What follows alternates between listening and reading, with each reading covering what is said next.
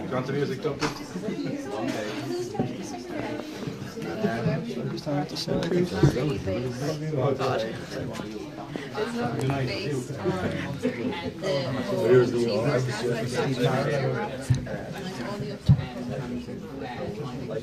You'll do engine commercial pilot's license skill test and an instrument rating skill test. Something I've noticed recently, a lot of organisations are making this one flight test, and it's kind of 2.5 hours. Atlantic is sticking with the traditional route, which is these are two separate flights that are about 2.5 to 2 hours long each. And they're examining two very different things, so it's extremely important that they're two different tests, certainly in my opinion. So it's a huge bonus that they're still doing it like that down here. It's a great day today. The examiner shakes your hand, and you've got your commercial pilot's license, equally so when you get your instrument rating. I won't lie, like I was very, very chuffed in and that to get it. So you do that in the Seneca. Again, it's another big advantage. You're doing a multi-engine commercial pilot's license. Some places they'll do it in kind of a souped up Cessna, which is great, but flying a multi-engine aircraft is taxing. So it's a harder test to do, and the airlines know that, and they will ask quite often as part of a technical interview. And then there's the MCC in the job, which is all the way through multi-crew jet handling. And again, it's done down in Little Island in 737 sim. I found, and certainly from some of my other classmates who are in Ryanair and Norwegian, the MCC that's done here is type rating level.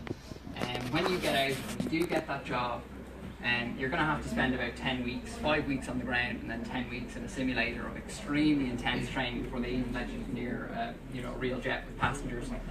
And it's important that you're well equipped towards that. So I found that the one down here, while it's extremely intense, it really served me well when I got out into industry. So that's kind of the brief overview of the course. It took me about 15 and a half, 16 months kind of from the start to the day you get your license in hand. And as I said, I'll talk about it now, coming into kind of when you start looking for a job afterwards. I mentioned earlier, there's no point in doing this if there isn't a job at the end of it. Right now times are very good, but it's important to go somewhere where there's a lot of support afterwards. So what I found with Atlantic was there was consistent support after I finished, and that wasn't there wasn't a charge for that.